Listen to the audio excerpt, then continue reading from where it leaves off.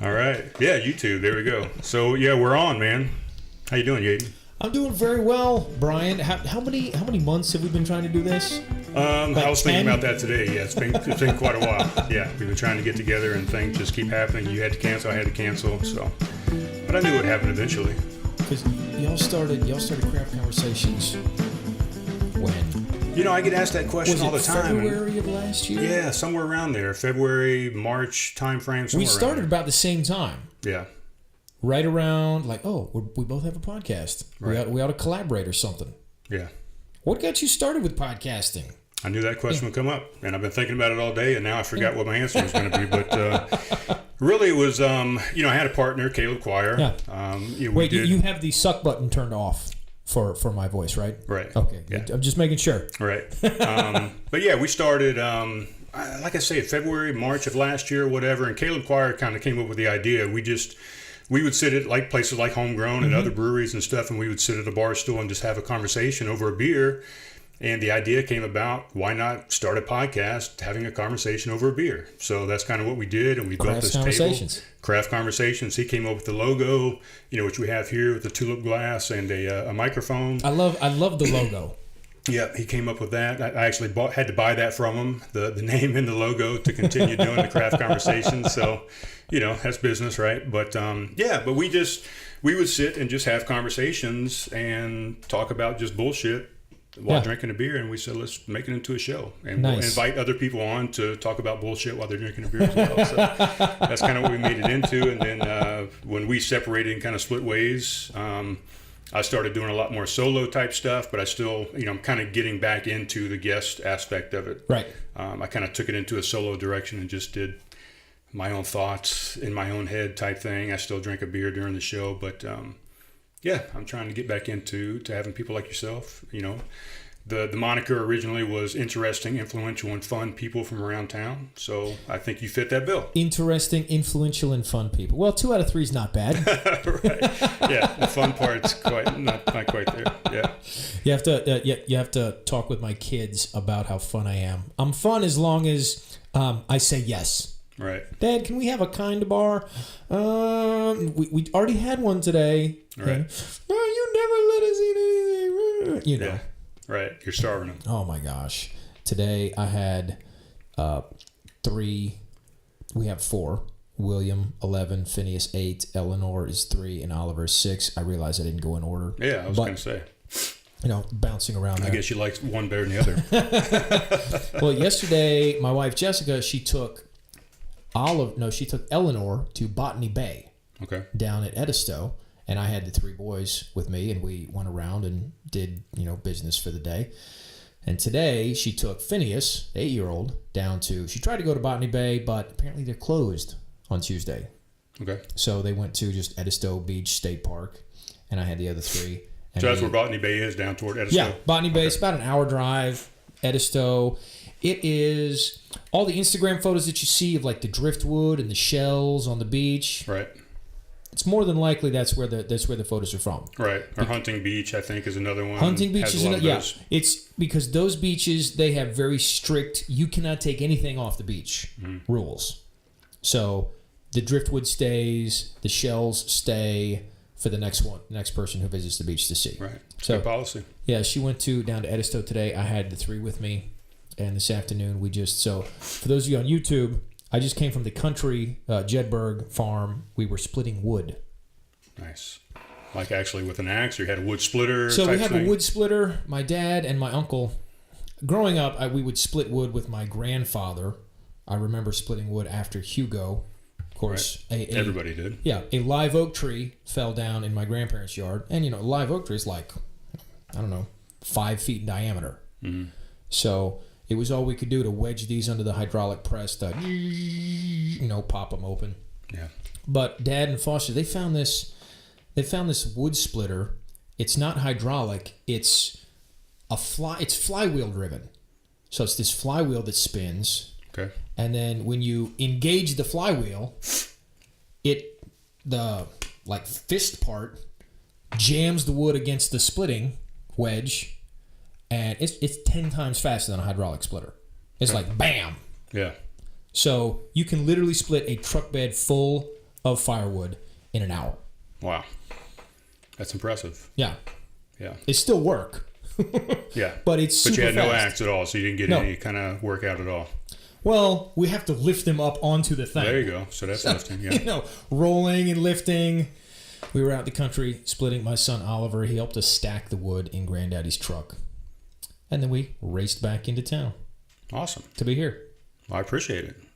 Let's ask you the same question. How did you get started with Somerville Advice Givers? Well, I got started with Somerville Advice Givers because I wanted a way to meet people that didn't have anything to do with real estate, which is the industry that I'm in. I'm like, what could I do to, make a connection with people and give them something that legitimately is something of value?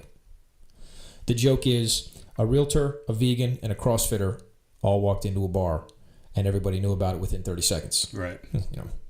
Realtors are notorious for, here's my card, etc.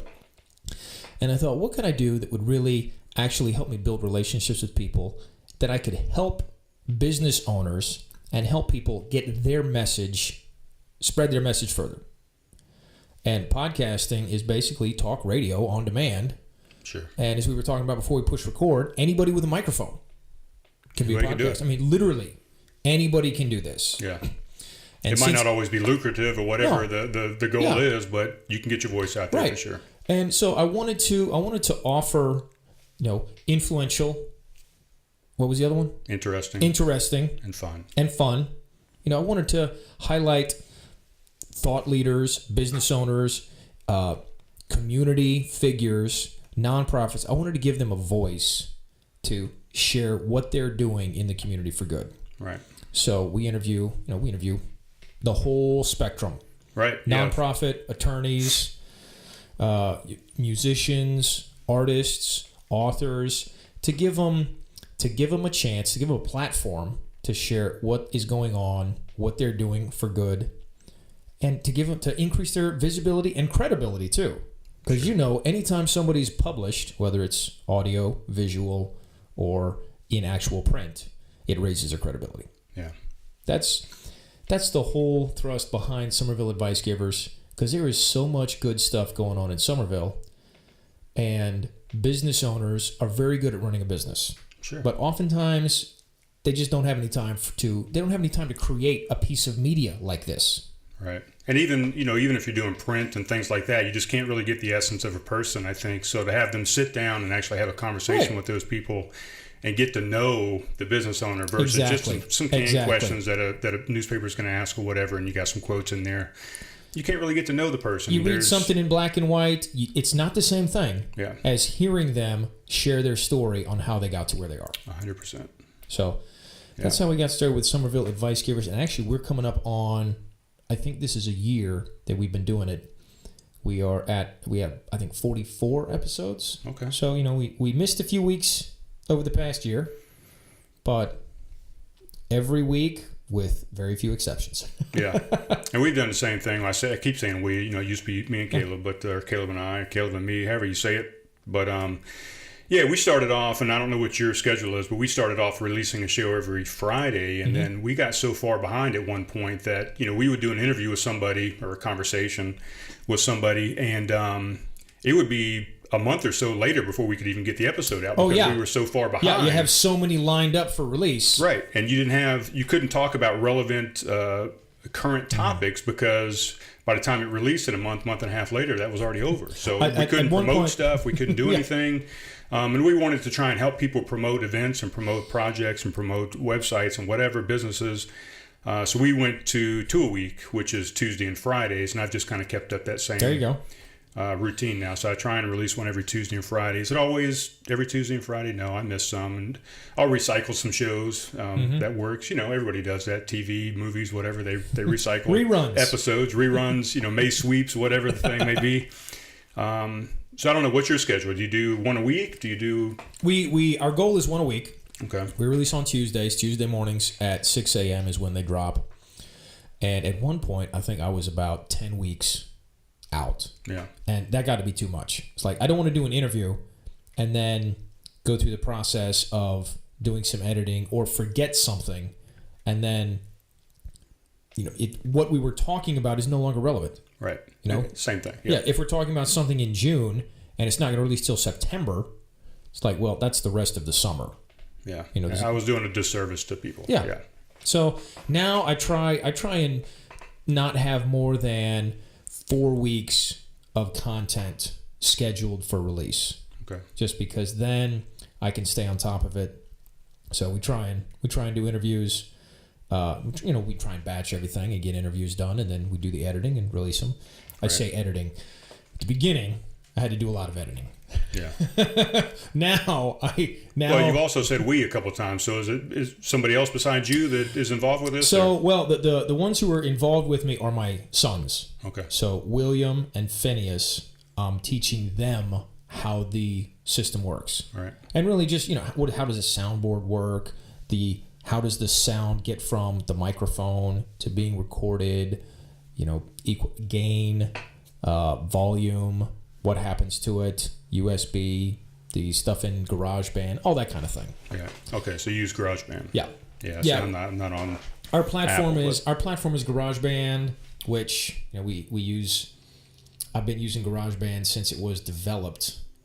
I'm looking for a good Chrome system to work on Android because I've recently switched over to Chromebooks, which I love. Yeah.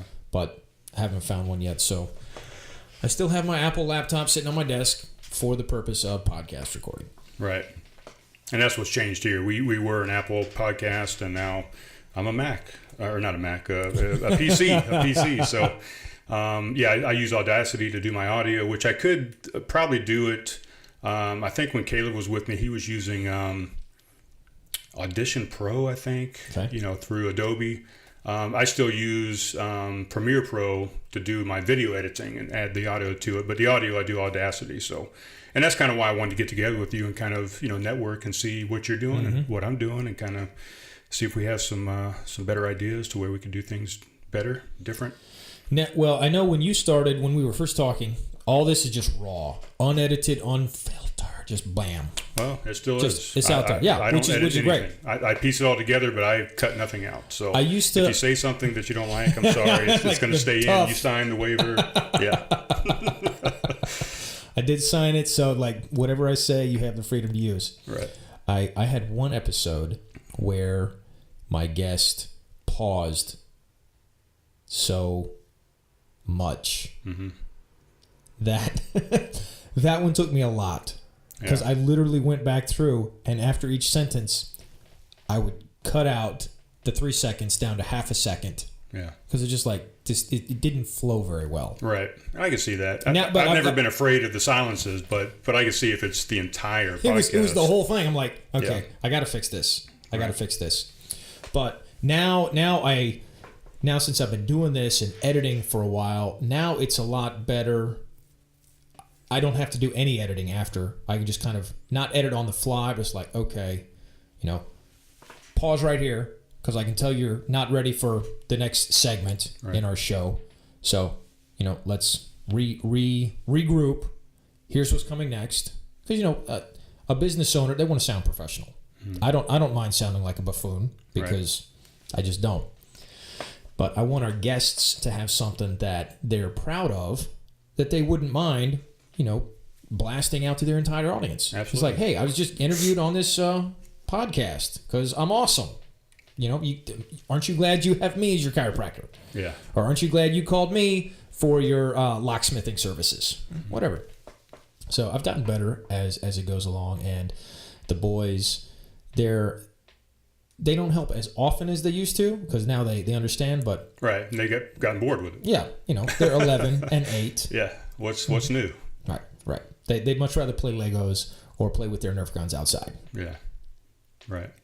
So what was your niche when you initially started? I mean, did you have a niche that you wanted to hit, or did you just want to hit everybody, any business owner in town, any professional? Our niche is Somerville.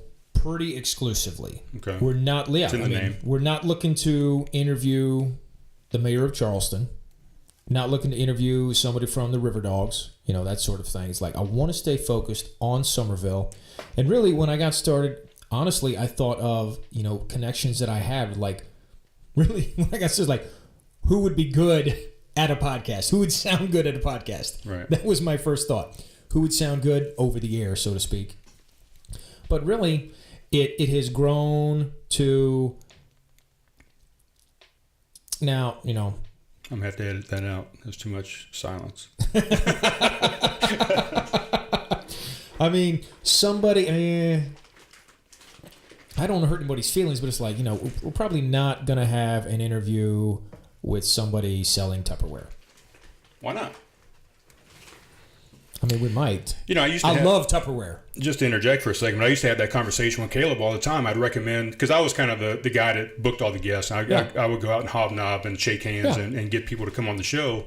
And I would recommend somebody to Caleb, and he'd be like, I don't know. Do they have anything interesting to say? They're kind of boring? Oh, whatever. I mean, I think everybody has something interesting to say. Yeah, I would tell him it's our job to make them interesting. Right. I mean, that's what we're here to do, you know, so they might not be interesting at all. Some guests that I thought, oh my gosh, this is going to be such a good conversation. Yeah. Whee! Right. I'm like, you're killing me. Do you still post them? Oh, yeah. I still post them because just like you said, it's like, I want my folks to look good. Yeah. And so it is more work to engage in the conversation in that recording. Right. It's that old saying, like pulling teeth or whatever. Yeah. He's like, but I really want them to have something good that they can share with their audience, whoever their audience is. Yeah. But, and then some folks, I'm like, I don't know about this. And it's a slam dunk. All right. Because really, the goal of my podcast is like, who are you? How'd you get to be doing what you're doing? How'd you get there? What's your story? And what can you share with us from your perspective that's going to be helpful for living a better life? You know, a orthodontist talked about teeth. Surprise, surprise. Yes, Britt, we all know that brushing's important. Right. The criminal defense attorney talked about how you handle yourself at a traffic stop.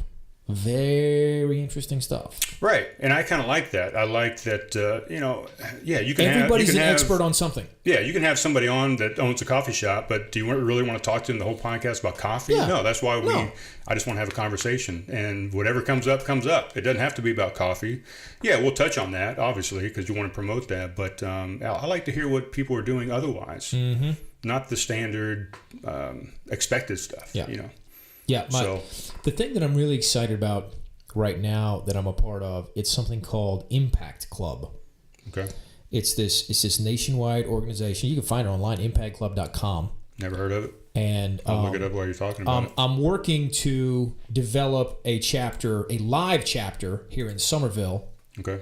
With the founder of that organization. Picture this, right? So think of Shark Tank, right? Right. Or a venture capitalist group where you go in and you pitch here's my idea for a tech company, here's my idea of the better mousetrap, and I want funding for it. Think about that for nonprofits. So every quarter, there's a group of us. I'm part of the virtual Impact Club because we don't have an actual physical one here in this area. Every quarter, there's about 100 of us in the virtual network. We get together and we hear a pitch from 3 different nonprofits. Because ultimately, if you're going to connect with somebody for business or for donations or anything, it's all about the story. It's all about what's their story and how can they communicate their story with excellence to connect people to it, right? Right. So we have 3 nonprofits that basically give us a pitch, and it's a winner-take-all system. Every member of Impact Club votes, and you vote with $100. Okay. So every quarter, you put your money where your mouth is. It's like, okay, so we have three nonprofits that pitch what they're doing, and everybody votes. Like, I think these guys did the best presentation. And then the winner walks away with a check for $10,000 because everybody's chipping in $100. Right. 100 members, $100. Yeah. And then the really there are no losers because even though the 2 who didn't get the money, they don't walk away with any money. What they do walk away with is our goal is how can we help you, nonprofits, craft your story better so that when you're talking with the next person, a single person who can write you a check for $10,000, you're going to crush it. Right. So it's kind of a mentoring. Yeah, exactly. It's not just like, okay, who's our favorite? We want to give them money and, Sorry, the rest of you don't get anything. Like, how can we help you work on your story and your communication to connect better with people? I love it. I'm working to, I don't know when I'm going to be able to try and connect with the founder, but I'm working to connect with him to try and get something like that here live. Yeah. I think that'd be awesome. Right. Well, I got their website pulled up, so I'll take a look at it, after we get done or whatever. But it sounds very interesting. Sounds like something I'd be interested in, for sure. Yeah, Impact Club. That's what I'm really excited about on a impacting Somerville. Okay. Business is business. I mean, I say business is business like it's nothing, but really, if your business is not impacting people for good, then what are you doing? Right. At some level, your business should be serving a need that people really have. Right. I mean, yeah, it's definitely about the money for sure. I mean, that's why you started business, I think, originally. But if you're not making a profit, you're not going to be in business. Right. No doubt about it. Yeah. But if you're not serving people, you're not going to make a profit. You're not going to make a profit. It's like, it all works in conjunction with each other, right? Synergistically. But I want to interject real quick. Yeah. This is a show about craft beer, so I want to open a craft beer. What do we have? Are you able to drink a beer? Yes, indeed. Even before you go to your next venture? My next venture's at my house. All right. So we're going to drink. What do we have today? I'll explain it. I'm going to pour it first, and then I'll talk about it. So let me get you set up. Now tell me what kind of glass this is. This is actually an IPA glass. Okay. It's listed as an IPA glass, and we're drinking an IPA today. I know you come into Homegrown quite often, a lot of times on a Thursday, and you'll just get whatever the kick the keg is. Mostly so I don't have to make a decision. Yeah, just whatever comes up. So. I have analysis paralysis with that many beers. But I know you drink a lot of IPAs, it seems like, from what I remember. Yes. We're drinking Uinta. Uinta. Hop Nosh IPA from Uinta Brewing Company. They're out of Salt Lake City, Utah. They've been around. Do they use corn syrup? I'm just kidding. Yeah, you saw the commercial, yeah.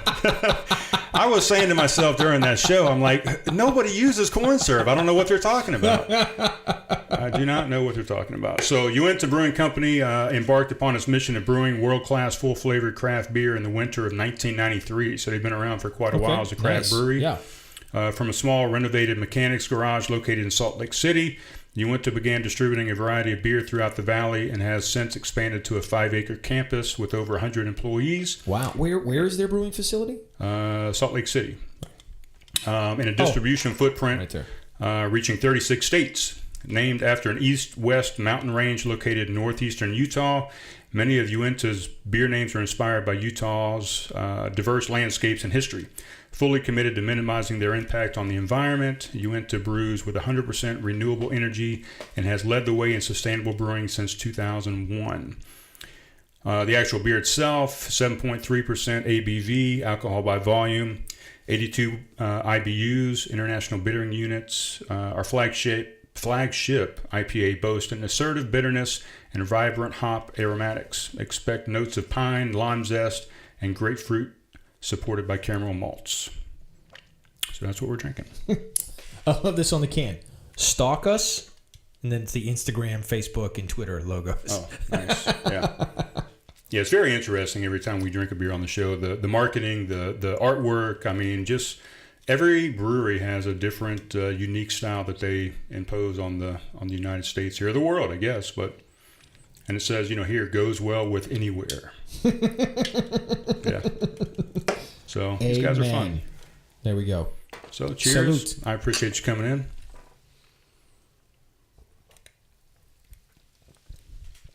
$12 ounces in 3 seconds, ladies and gentlemen. No, I'm kidding. Yeah. So yeah, just a nice, easy drinking, a little malty, not quite as bitter as I expected it to be, but more like a classic West Coast style IPA versus, a lot of the stuff they're doing nowadays. The New England style is the big craze right now, the juicy, hazy, kind of real citrusy in your face type stuff. Like orange juicy exactly type. Yeah, this is more of a West Coast style. How'd you get started over to Homegrown?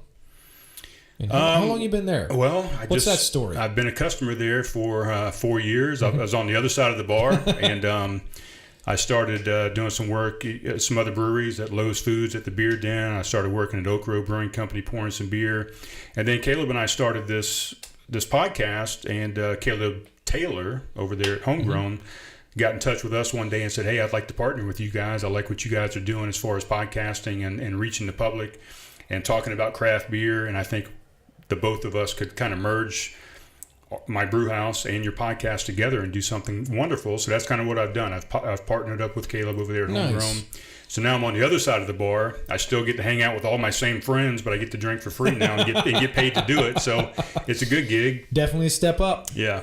And I've integrated my love of music and the musicians that we have on this podcast and kind of pushed that into Homegrown. We're making it kind of more of a music venue on top of a fantastic brew house, featuring mostly local South Carolina beers. So yeah, it was just a merging of two business ventures, really, is what it was. So I love Homegrown. Ever since Caleb opened the shop there, been going there. As you said, Thursday is normally when I show up because 40 different beers. Mm-hmm. Unless I have somebody saying, "Here, Yeadon, this is what you're drinking tonight." I'm like, okay, I know I like that one. I'm just gonna, stick with that one. Right. So on Thursdays, since it's kick the keg after 5, just whatever's super low. After 4, actually. After 4. Oh, okay. Yeah, 4 to 7 is the official hours. Right, so yeah. I'll have to come there on my way home. This next Thursday I go. So basically, I don't have to make a decision. Right. And I get to save a little money. I mean, after trying to brew my own beer, I get it. I don't mind paying $5 for a pour, $7 for a pour of quality beer. Yeah. Because I spent $15 to have 6 ounces of crappy beer that I made myself. Yeah. But so you do homebrew? I did. You don't anymore? I did. Okay. I got one of those 1 gallon, Brooklyn brew company things to try at our old house. We had no space, small 1950s house. I thought I want to try and brew beer. I love beer. And tried it, realized it was brewing on that small of a scale literally was a waste of my time and money. Mm-hmm. Because I'm spending like $15 just on the ingredients and then hours on a Saturday, I forget all the terms now, but getting the mash and the wort and then filtering it and putting it in the jug where it would ferment for the next 6 weeks. Yeah. And then put that into bottles and siphon it into the bottles and then sit in the bottles for 2 more weeks. And then out of 9 bottles from a gallon, mm-hmm. 2 of them were actually drinkable. Yeah. Because the other 7, I'd open them, they just fizz everywhere, or open them and it's like drinking. I don't even know what I was drinking. Right. So that was when it's like, okay, you know what? I don't mind paying $12 for a 6-pack of quality beer anymore. Yeah, I'm kind of the same way. I've been home brewing since I was since like 2005 or 6 when I started out when I was stationed in Alaska, 5-gallon system, and same thing. It's a lot of time involved in it, and you never know what's going to come out. A 5-gallon system, you got maybe 55, 56 beers that come out of it. And you might have to pour all those down the drain, mm-hmm. After spending an hour during the boil and after spending 3 weeks for the fermentation, after spending another 3 weeks for the carbonation to happen in the bottle, And if you don't start another batch the week after you start that batch, you're going to run out of beer. Right. It's like it has to be a part of your regularly scheduled life. Yeah. If you're going to do that. Yeah. It's on my list to get back into it one day. And it was kind of like everything else, right? I mean, the hard part was getting started. Once you started and got the brew process going, then it was fun. It was energized, whatever. But it was just getting started, just like running or going to the gym or whatever you want to do. You have to just get it started. But which brings me to another point. You brought up this website. What was it called again? Impact Club. Impact Club. Mm-hmm. Yeah, I mean, you just seem to be involved in many different things. I mean, you're a realtor. You got this podcast going. I know you're a big time runner. You're involved with F3. You got your hands in a lot of different pots, and I don't know how you do it. I mean, it seems like you're spread thin all over the place, but it seems like I do more than I do. Right. You say all that, I sound like a pretty awesome character, folks. I put my pants on one leg at a time. Yeah. The podcast I love because it's a way to meet people and a way to build relationships, and ultimately, I'm in business. And my goal is to build relationships with people. Right. Now, if it ever works out, and I forgot to mention your blog. Are you doing a blog now type thing, right? Well, I didn't mean to cut you off. No, that's okay. I write not every day. The gold standard is every day. I just with 4 kids and all that other stuff going on. There's some days where it's like, you know what, I can't do it, but I'll pick it up again tomorrow. I'm committed. So I write partly because I want my children to be able to see a record of my life. my son, my second son, Phineas, who was with mom all day today, Phineas Franklin James Smith the third. And it strikes me that the only reason I know what my great-grandfather's name was... Well, wait a minute. Let's back up. Okay, back up. So how do we get to the third? Because your name is not Phineas. Right, my name is not Phineas. So I figured if European royalty, can you just take the first name and then smack a number after it? Right. Like, why can't I? Okay. Now, legitimately, he is the third. My grandfather was Phineas Smith Jr. Right. And that's the only reason I know what my great-grandfather's name was. Because my grandfather was a junior. Yeah. So his father's name was Phineas. But literally, that is the only thing I know about him. That's it. All right. I don't know. I can't remember how many...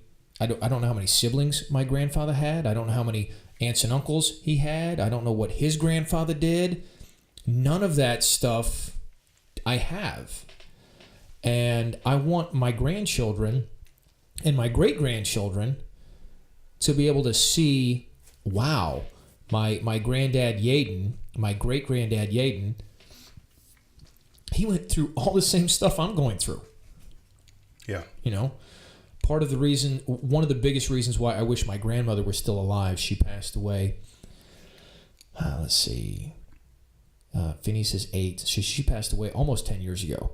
I wish she were still alive so I could ask her what my dad was like when he was a little kid. It's like, this is what my kids are like. Grandmama, what was my dad like when he was this age? Right. Because, we forget. And I can't, it's like, Dad, what were you like when you were 8? Oh, I was great. I never did any of this stuff. Like, right. Yeah, you don't get the real story.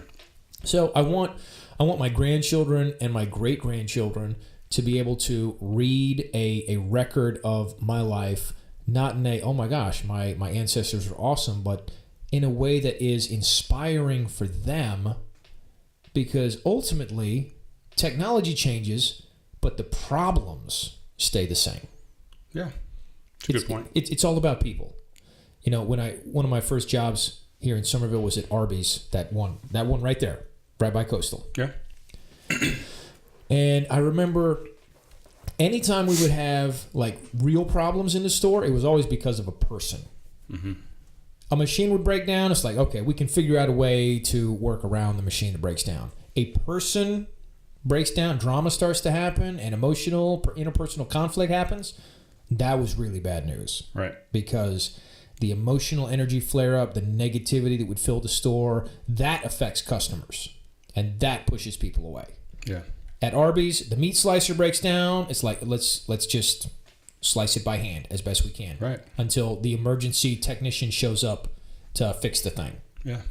We People get our back. The common denominator. Right. People are the common denominator. Now we have podcasts, we have laptops, we have iPhones, Android phones, but still, people are the common denominator. Yeah. The problems we have are people related, and I want my grandkids, my great grandkids, to be able to read about my life and say, "Wow, my great granddad Yeadon was going through the same stuff I'm going through." Mm-hmm. This is just normal life.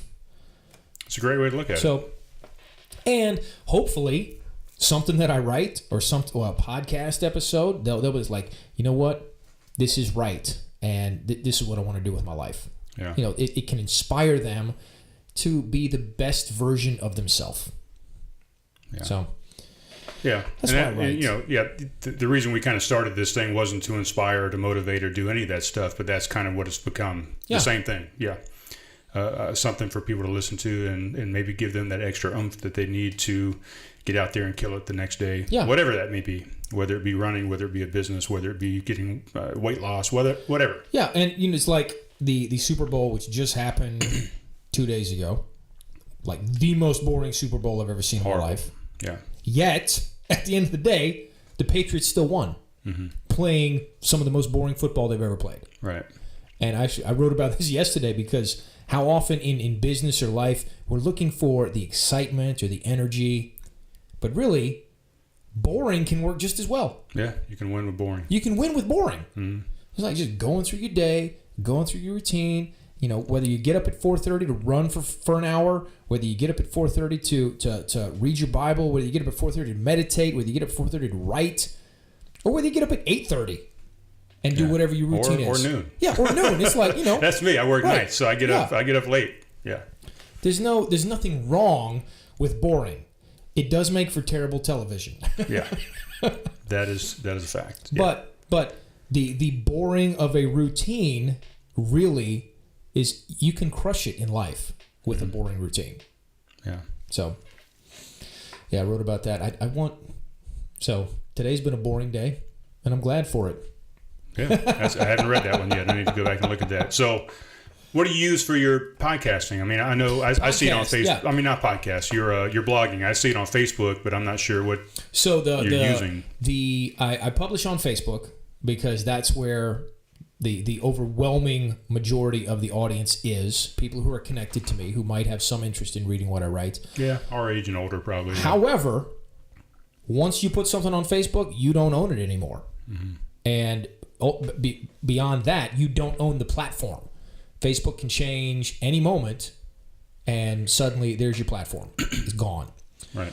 So I also publish on Medium.com, which is specific for writing.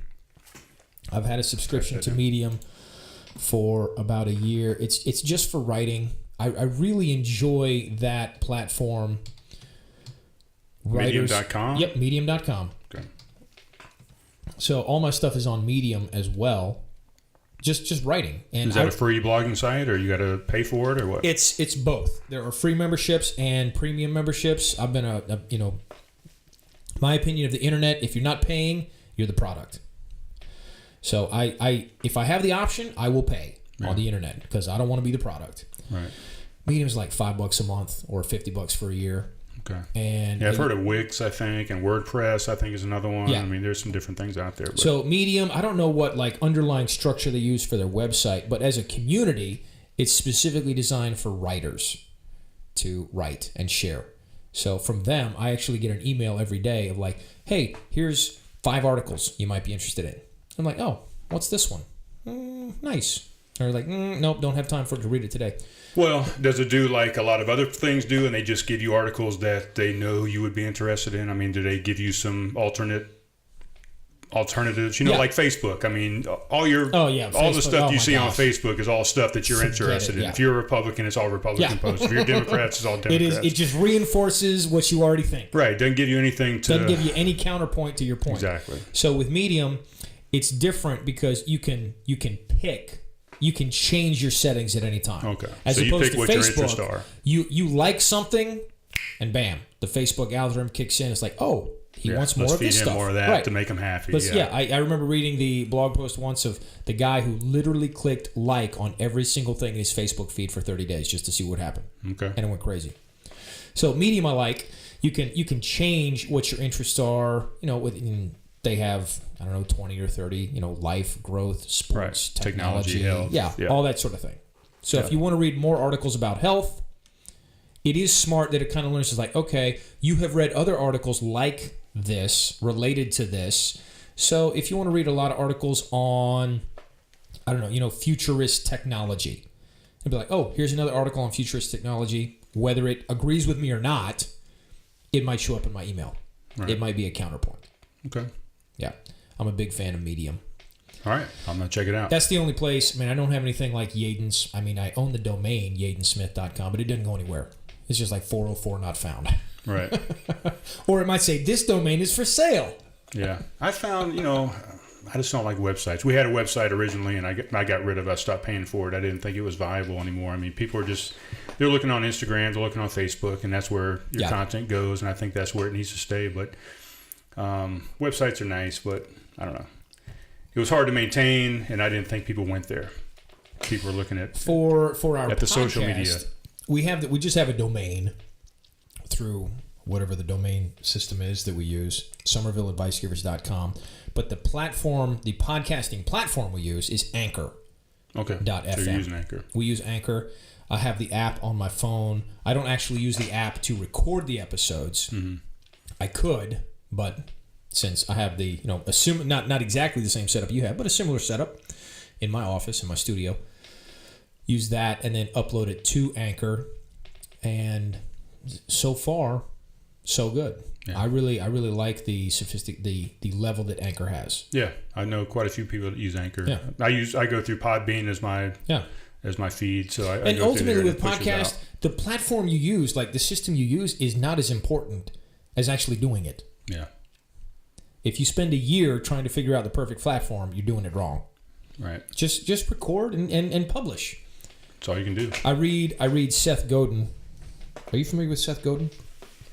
I know Seth Rogen. Oh man, Seth Godin. No, Seth Godin. I don't know. Seth Godin. Godin. He's a marketing genius. Let's write that down. Yeah, I literally his emails.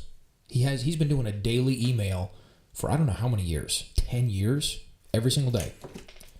Some are long, some are short, and literally this is the only email I read every single time. Right. Every single time. If I don't have time to read it that day, I make sure I don't mark it as read so it stays at the top of my inbox so I can come back to it the next day. Right. And his point is to publish. It's like when you get to the point, just ship your work. Don't keep polishing it, don't keep perfecting it, just ship it. Yeah. Get feedback and then ship it again. Get more feedback and then ship it again. Right.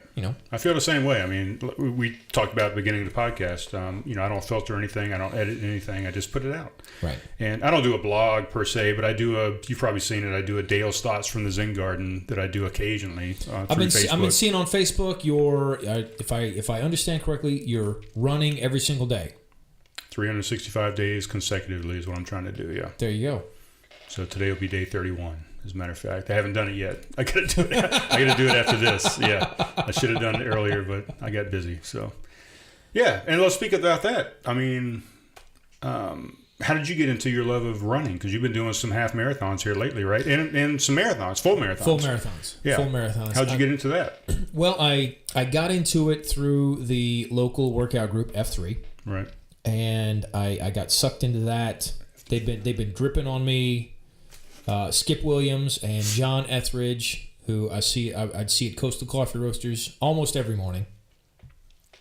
Who started the F3? I mean, the local chapter here in Somerville. Do you know? Local chapter was launched by Wesley Donahue. Okay, Wesley did. He brought it from, I think he was living in Columbia. And when he moved down here, he's like, we don't have it down here. So he, put something on Facebook and spent some money on ads to, get some interest going. I remember that Saturday morning. Because at our old house, we lived on North Hickory Street, and we would drive right by the location of F3 at Doty Park every Saturday morning on our way to the farmer's market. I remember that Saturday, there's 100 guys at Doty Park doing jumping jacks. Wow. I'm like, what is this? This is crazy. And it was over a year later before I finally jumped in because... I mean, weight loss is 90% what you eat, 10% what you do. Yeah. If you are not eating right, I don't care how many miles you run. Yeah, you can't outrun it. You cannot outrun a Snickers bar. Yeah. It takes 5 miles to burn 400 calories and 30 seconds to eat a king-size Snickers. Mm-hmm. That's twice as many calories. So, I'm like, no, I'm not. I'm not interested in F3. I got the morning time's my time with my kids, but I was just at some point I was feeling so stressed out, and I thought I need to do this not because I wanted to lose weight, but I need the positive endorphins. I need that in my system. I need this in my so I can get through a day. I jumped in, started with the boot camps, push-ups, crunches, squats, burpees, all this crazy nonsense that they have you do for 45 minutes. And then at some point I thought, you know what? I'm in good enough physical shape. I think I might be able to run a half marathon. And that was it. Let's see, 3.5 years ago, about this time, I registered for the Sweet Tea Half Marathon. I think it was their second year. Right. Yeah, I did the first one. And trained for it and had an absolute blast. I really trained for the half marathon, and I did it in 1:56, I think. And then one of the guys who was running in F3, he's like, hey, if you've done a half marathon right now, you're right on target for full marathon training to hit the Charleston full in January. And I was like, that's awesome. Yeah. Why waste it? Done. Yeah, I've put in all this time so far. I'm just going to keep going and do a marathon. Check that off my list. Well, here's what they don't tell you, right? You run a half marathon. There's 500 other people running with you. Mm-hmm. There's a huge crowd at the finish line. Yay! You know, there's bagels, and you can go to Oak Road for a beer afterward, or Homegrown for a beer. Then the next Saturday, I'm like, oh my God. I wake up, like, now I have to run a half marathon plus a mile and a half in the cold, in the dark, all by myself. Yeah. This ain't fun no more. But I stuck it out, ran my first full marathon 3 years ago, and I haven't looked back. I just completed my third marathon, Charleston Marathon, done it 3 years now. So I guess it's become a thing. I registered for the Charleston Marathon again just this past week. It was like $59. Yep, I'm registering. Yeah. That's too cheap not to register. Price. That's a really good price. So yeah, I've become a runner. Last year I hit 1,000 miles. I had signed up, so it's not all sunshine and daisies. I'm not all that awesome, because in May I signed up for the thing. It's called Run the Year. I was only about 200 miles behind. But only just. It sounds stupid using just in front of mileage like that. Yeah. But I'd been crushing it. I'd run 180 miles in January, 150 miles in February, almost 200 miles in March. I was on track with a little bit more work to hit the year in miles, 2018. Mm-hmm. So I started going after it. And then, because of working in real estate with some wonderful clients, I discovered the house that we live in now. Wasn't planning on it. Actually, no, I take it back. I'm sorry, Jessica. I didn't find the house we live in now. My wife found the house we live in now. Yeah. Because I was working with these other clients, I'm like, hey, let's go check out this house that they didn't like, but it might work for us. And she's like, well, if we're looking in that price range with those parameters, let me do some searching. He's like, how about these? If we're going to see that house, let's see these other four as well. And when we walked in the house where we live in Uinta, it's like, oh my gosh, this is the house. Right. But let me tell you, being in real estate now for 5 years, and over 150 transactions so far, is like, I thought I knew what it was like. Going through it myself, oh my gosh, selling a house with a family of 6. No. Now when I first sit down with the sell, I'm like, are you sure you want to sell? Yeah. Because this ain't gonna be no fun. This is not fun. This is work. Yeah, it's a lot of back and forth. It is stress. Keeping the house ready on the market is terrible when you have children. Hell yeah. I mean, it was ridiculous. I was so stressed out. So I couldn't devote the time to running while we had our house on the market to sell. And I got derailed by that, and then we moved. It's like, okay, I'm not going to give up, but I'm not going to beat myself up too much that I didn't hit my goal of 2018. I'm going to keep running and get to 1,000 and just, keep running. Yeah. I was trying to see where that was going, but I see it now. Yeah. It's like I couldn't hit my goal. We don't always hit our goals. Yeah. But even if you don't hit your goal, keep going. Keep working for it. That sort of thing. So I got 1,000 miles last year and ran my third marathon in January, and going to hit my fourth marathon this year in December. So. Okay. Any other aspirations, athletic-wise? I mean, you're looking at triathlons, ultramarathons, anything like that? I've done one ultra-ish. I was on a 6-man team for the Palmetto 200 last year, so I got 35 miles as my segments. Sure. But this year, my goal, Born to Run. I see that on your shelf. Oh, I love it. I love that book. Yeah. Listen to that book. It's like, oh yeah, I'm going to run a marathon every day. Yeah. Don't do that, folks. That's probably, if you're listening to this, it's probably not a good idea for those of you listening. Yeah, that was back in my days. Yeah. Oh yeah. I ran a lot of marathons, ultra marathons, triathlons. I was a big time runner back in the day. I'm trying to get back to it. I've thought of. I'm very interested in doing a triathlon. I'm looking at the Sprint Tri series that they have over on James Island. Yeah. I mean, because honestly, great. It's a 5K run. It's like a 12-mile mile bike and it was 500 like 500 meter. Yeah, so swim. Really, riding a bike for 12 miles, that's not that difficult. No. Running a 5K, that's not that difficult. Do some swim training, and then just see what the transitions are like. We'll see. Yeah. As long as we don't sell our house again this year. Right. But no, my goal this year is I want to hit a sub 20 5K. Okay. So my PR is just under 21 minutes. Last year, I ran the I forget what it's called, but it's at the Air Force Base. You run on the tarmac. On the tarmac. Yeah, Yeah. you run out there. And Yeah. I don't know what it's called either, but I've seen it. Yeah. Yeah, super flat, super cheap. Yeah. And it was great. I hit it in under 21. I'm like, okay, this year I want to get to the point because I can train for that with everything else I have going on. I can't legitimately put the time in to train for a full triathlon like an Ironman, Right. or trying to get to a sub 4 marathon at this point in my life. There's too Yeah, it much takes else going 100 miles a week. Right. Yeah. I don't have that type. I don't have that kind of time. Now, getting in 25, 30, maybe 40 miles a week, that I can do. Yeah. But the big stuff, no. Yeah. So, sub 25K. My goal is to hit that at the Cocoa Cup. I've heard of that. What is that? The Cocoa Cup. Oh, the Cocoa Cup.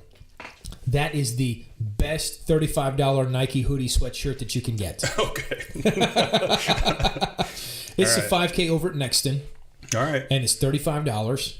And you get this amazing Nike hoodie sweatshirt.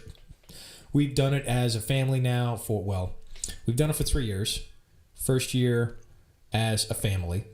And literally, my son was the last person to cross the finish line.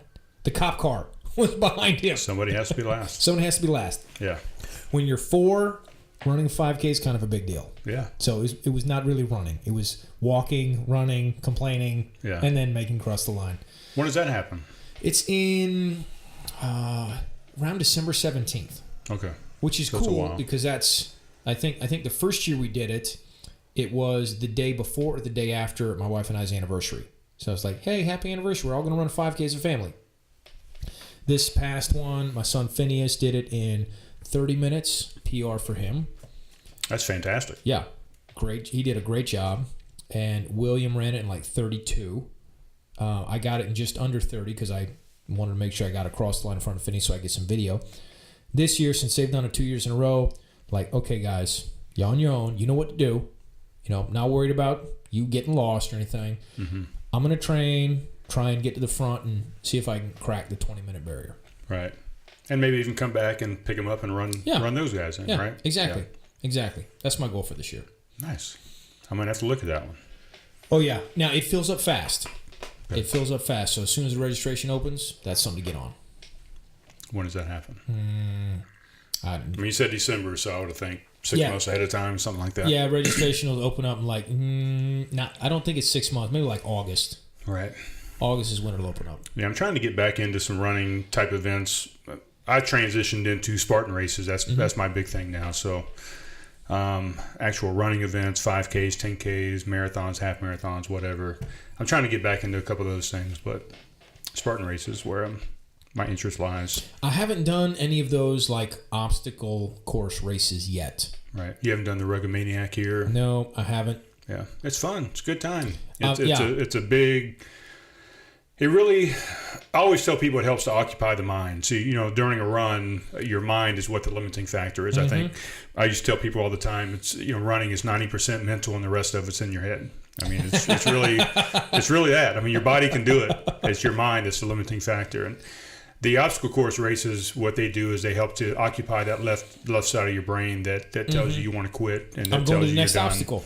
Right. Let's see what it is. You got a whole bunch of shiny things to keep you occupied, and keep that brain going. So, well, when you talk about the brain and running, when I talk with someone who is new to running or deciding, like trying to figure out, I think I want to run a half marathon. Anything longer than a 10K it's going to take time to train for that.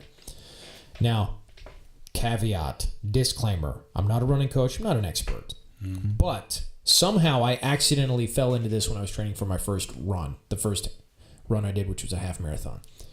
And the app that I got on my phone, it didn't pay any attention to mileage. It only tracked time.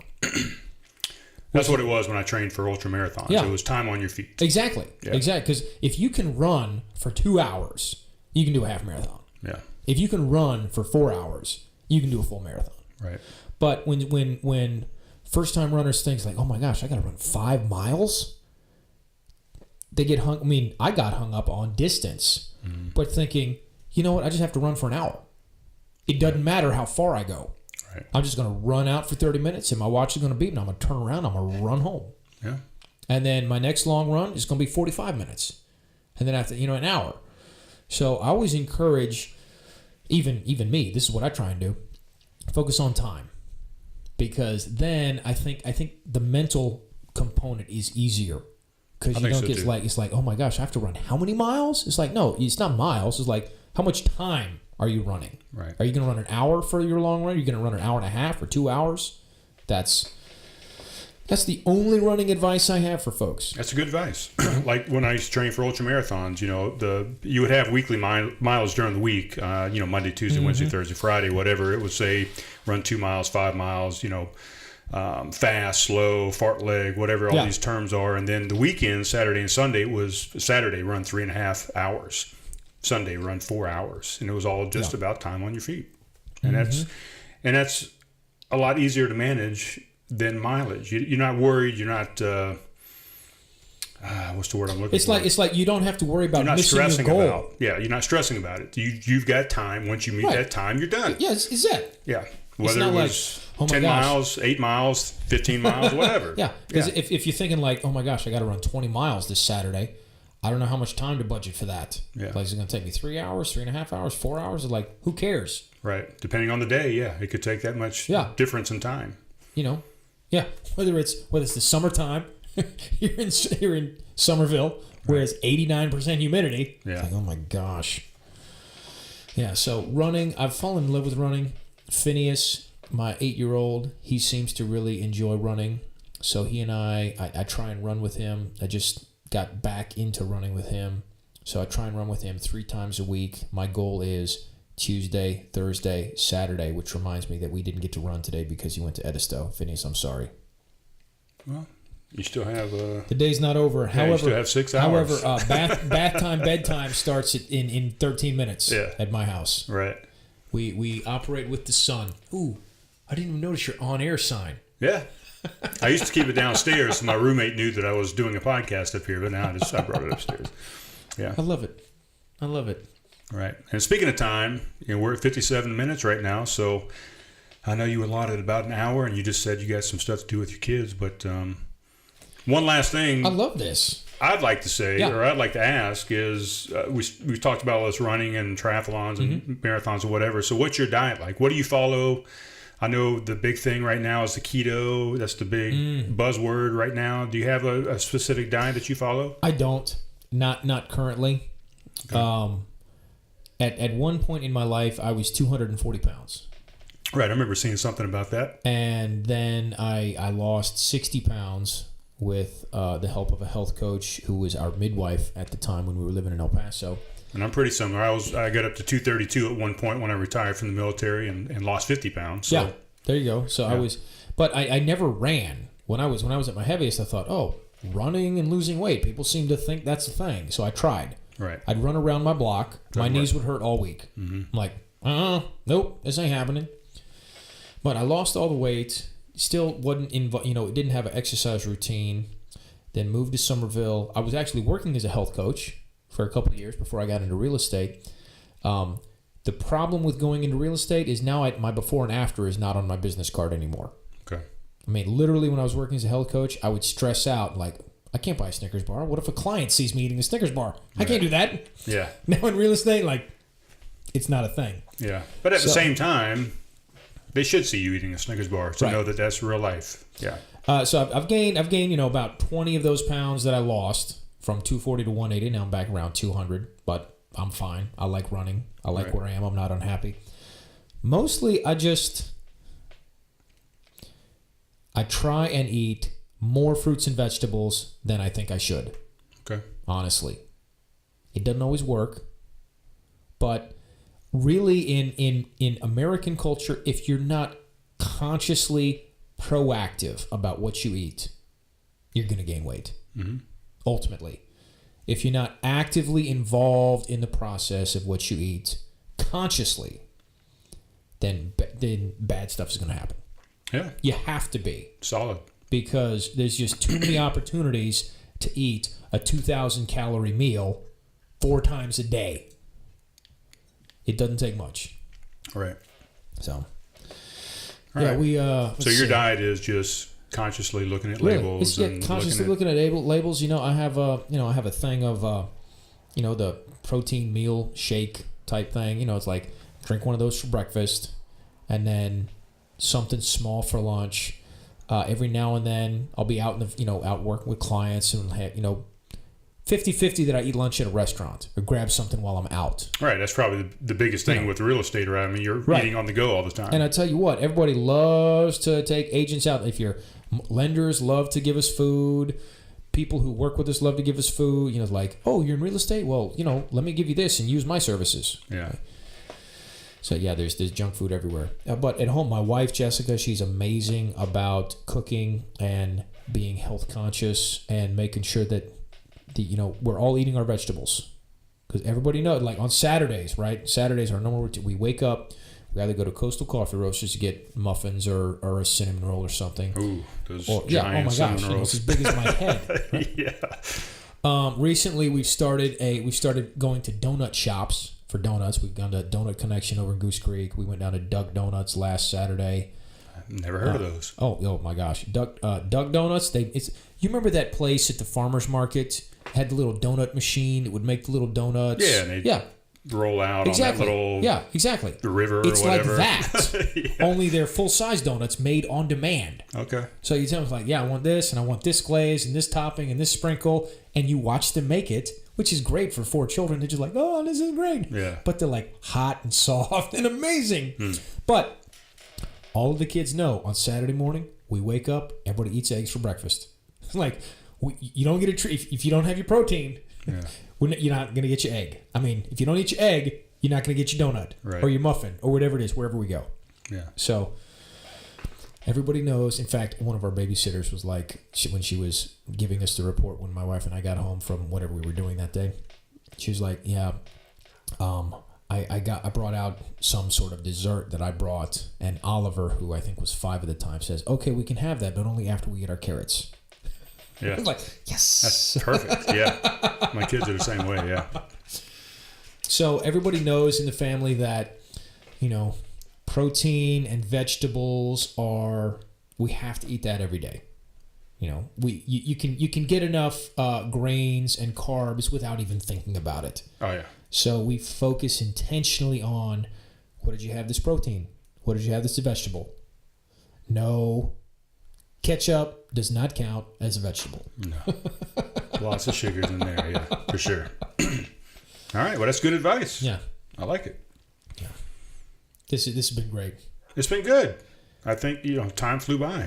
We're over an hour now. Hour and 3 minutes. I'm grateful for your persistence in email. What was it? You emailed me yesterday like, so this going to happen or what? What's going on? Like, yeah. What's the deal? Are we doing this? What's the plan? Yeah. I'm like, yes, I'll be there at 5. And I think I was here at 5:11. I appreciate it. Yeah, it's been fantastic. We need to do it at your studio next time. We're here in Craft Conversation Studio. Another 9 months. Yeah, 9 months. Do you have the name of a studio? I mean, what's your studio name? It's just my office. I have just Yeadon Studio. Just my Yeadon Studio. I have a similar setup, the desk mics, and I have a vertical standing desk that I clip everything onto, and I just plug my laptop in, and we just sit across the table and have a conversation. Right. Awesome. Hopefully, there's no little children screaming outside the windows. Yeah. Sometimes my roommate's screaming outside the door. Yeah. There's always some kind of weird noises in my video and my audio, but this is fantastic. Beer was great. Conversation was great. Awesome. Thank you, Brian. Anything else you want to add? The parting piece of advice that I would give listeners. Let's do it. Just start.